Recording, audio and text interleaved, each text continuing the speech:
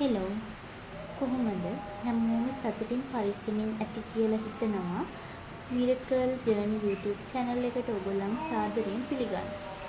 මම අද කතා කරන්න බලාපොරොත්තු වෙන්නේ බර අඩු බබාලා සම්බන්ධව. මොකද මගේ බබත් දැන් බර අඩු බබෙක් විදිහට තමයි හිටියේ. මේ මාසේ බර කිරාගෙන ආවට පස්සේ එයාගේ බර වැඩි වෙලා තිබුණා. ඉතින් මගේ බබා අඩු බරේ ඉඳලා වැඩි බරට ආවේ කොහොමද කියන එක තමයි මම ඔයගලන්ට අද කියන්න යන්නේ. මොකද බබාලගේ බර අඩු අම්මලා ගොඩාක් ඉන්නවා. ඉතින් එයාලට උවමනාව ඇති කියලා හිතනවා බබාලගේ බර වැඩි කරගන්නේ කොහොමද කියන එක ගැන අයිඩියා එකක් ගන්න. ඉතින් මම අද ෂෙයා කරගන්න යන්නේ මගේ බබාගේ බර අඩු වුණාට පස්සේ මම කොහොමද එයාගේ බර වැඩි කරගත්තේ කියන එක ගැන මගේ එක්ස්පීරියන්ස් එක ගැන තමයි මම අද කතා කරන්න යන්නේ. මම හිතනවා තව අම්මා කෙනෙකුට මේක වැදගත් වෙයි කියලා තමන්ගේ බබාගේ බර වැඩි කර ගැනීම සම්බන්ධව. ඉතින් මෙහෙමයි ප්‍රධාන වශයෙන්ම මම මගේ බබාගේ බර වැඩි කරගන්න පාවිච්චි කරේ එයාගේ කෑම එක වෙනස් කරපු එක. ඒ වගේම තමයි ප්‍රධාන වශයෙන්ම බබාට බඩගිනි වෙන වෙලාවට විතරක් කෑම එක කවන්න ඕනේ. අපි ගොඩක් වෙලාවට බබාට වේල් 5ක් කවන්න තියෙනවා කියලා අපිට කියලා තියෙන නිසා අපි හැම වෙලාවෙම පොඩ බබාට කෑම කවනවා.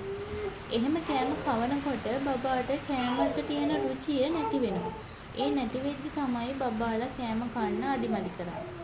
අපි දැනගන්න ඕනේ අපේ බබාට කෑම ඕනේ වෙන්නේ මොන වෙලාවද කියන වෙලාව දෙමෝපියන් විදිහට අපි දැනගන්න ඕනේ. බබා බඩගිනි වෙන වෙලාවට කොහොමද රියැක්ට් කරන්නේ? යාට තද බඩගින්නක් තියෙනවද දැන්?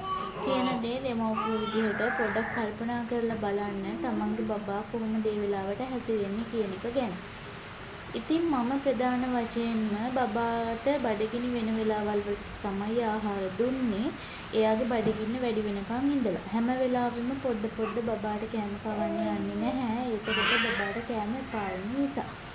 ඉතින් සමහර වෙලාවට මගේ බබා දවසට දෙපාරක් තුන් පාරක් වගේ තමයි කෑම කෑවේ.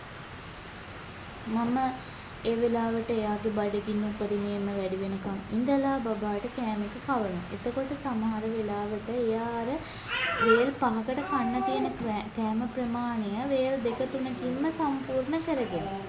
එහෙම වුණාම එයා අර අමතර වේල් 2 ස්කිප් කරන අවස්ථා තියෙනවා. ඉතින් අපිට බය වෙන්න දෙයක් නැහැ බබා කෑම කෑවේ නැහැ කියලා. මොකද එයා කන වෙලාවට උපරිමයෙන්ම කෑම ටික අරගෙන තියෙන නිසා. ඉතින් මේ තියෙන්නේ මගේ බබාගේ බර ප්‍රස්තාරය. ඔයගොල්ලන්ට පේනවා ඇති. එයාගේ බර ගිය මාසේ තිබුණේ අඩුවට මේ තියෙන්නේ මෙතන මාක් කරලා තියෙන්නේ. ඉතින් එයාගේ තිබුණේ 6,860යි. හැබැයි එයාගේ මේ මාසේ අද වෙනකොට බර ඇවිල්ලා තියෙන 7,700කට.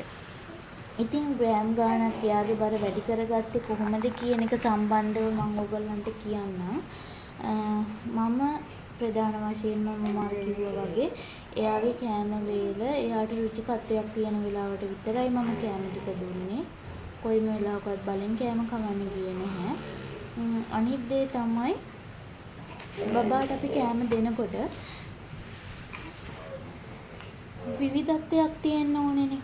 කෑම එකේ විවිධත්වයක් තියෙන්න ඕනේ. ඉතින් දැන් මාස 7ක දරුවෙකුට ඒ වගේ විවිධත්වයක් අඳුර ගන්න සහ එයාලට අර කැබලි සහිත ආහාර දෙනවා අඩු නිසා අපි බබාගේ කෑම එක හදනකොට ඒකට තියෙන ඇට වර්ග හැමදේමයි අල වර්ග හැමදේමයි දාපුවාම බබා කෑම එක කන්න ටිකක් අප්පිරිය කරනවා. ඒ නිසා දරුවගේ කෑම එක හදන වෙලාවට එක ඇට වර්ගයක්. එතකොට අල බතල මොනවා හරි එක දෙයක්. කොළ එක වර්ගයක්. එයාට එක එළවලුවක්. ඒ වගේ විදිහට දාලා තෙල් ටිකක් හෝ පොල් කිරි ටිකක් දාලා හදලා දෙන්න ඕන. ඉතින් ඒක හැම අම්මා කෙනෙක්ම දන්න දෙයක්. බබාගේ බර වැඩි කර ගැනීම සම්බන්ධව අම්මගේ අතේ තමයි මැජික් එක තියෙන්නේ. ඉතින් මම මගේ බබාට පාවිච්චි කරේ මොනවද? විශේෂයෙන්ම මම යාට පාවිච්චි කරේ සීරියල් එකක් විතරයි. ඒ සීරියල් එක මොකක්ද කියලා මම ඊළඟ වීඩියෝ එකකින් ගේන්නම්. මොකද මේ වීඩියෝ එකේදී බර අඩු බාලගේ අම්මලා ඉන්නව නම් කමෙන්ට් එකක් දාන්න මේ වීඩියෝ එක ඕනි කියලා. මොකද මේක ස්පොන්සර් වීඩියෝ එකක් නොවන නිසා මගේ channel එකේ මම අද තමයි first time video එකක් දැම්මේ. ඒ නිසා කැමති අම්මා කෙනෙක් ඉන්නවා නම් මට වීඩියෝ එකට යටින් කමෙන්ට් එකක් දාන්න. බබාගේ බර වැඩි කරගන්න මම පාවිච්චි කරපු සීරියල් එක මොකක්ද කියන එක සම්බන්ධව.